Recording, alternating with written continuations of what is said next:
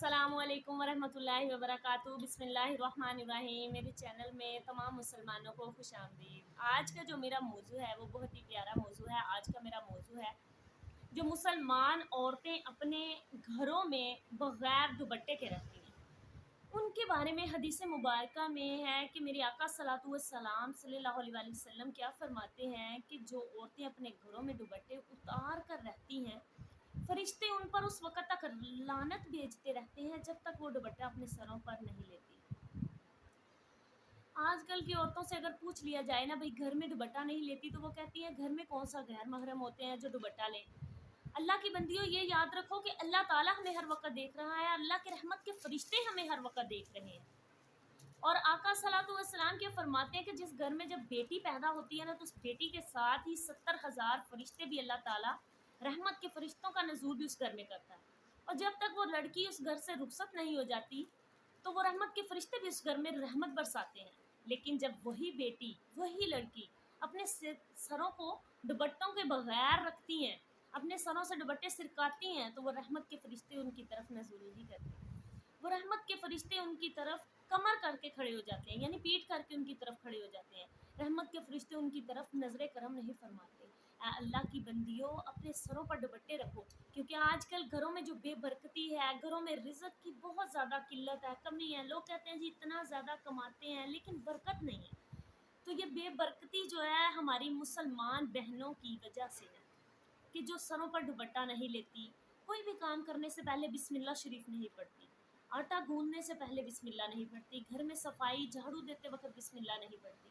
अल्लाह की बंदियों, ये काम करना शुरू कर तो इंशाल्लाह आपके घरों में बरकतें शुरू हो जाएंगी, रहमत का नज़ूल शुरू हो जाएगा, क्योंकि फरिश्ते तो आपके घर में मौजूद हैं। अगर आपके घर में एक भी बेटी है तो समझ लें कि आपके घर रहमत के फरिश्ते ज़रूर मौजूद हैं।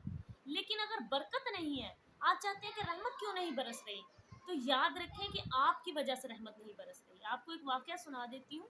हज़रत इब्राहीम है, बड़े ही अल्लाह के प्यारे नबी हैं। जब नमरूद खबीस इंसान हमारे इस प्यारे नबी को आग में फेंकने के लिए मशीनें तैयार कर रहा था, तो जब मशीनों में डालकर हज़रत इब्राहीम को फेंकने लगे आग में, तो वो मशीनें चल नहीं रही थी। जब वो मशीनें नहीं चल रही थी, तो शैतान जो है इंसानी रूप में वहाँ आता है और क्या मशवरा देता है, भाई यहाँ पर रहमत के फरिश्ते मौजूद हैं जो इन मशीनों को चलने नहीं दे रहे। अगर आप लोग चाहते हो कि ये रहमत के फरिश्ते यहाँ से चले जाएं, तो ऐसी औरतों को यहाँ पर लाया जाए जो अपने सरों पर दुपट्टे नहीं रखती। तौबा नौज़ुबिल्लाह। वहाँ पर 2-3 ऐसी औरतों को लाया गया और उनके सरों से दुपट्टे उतरवाए गए।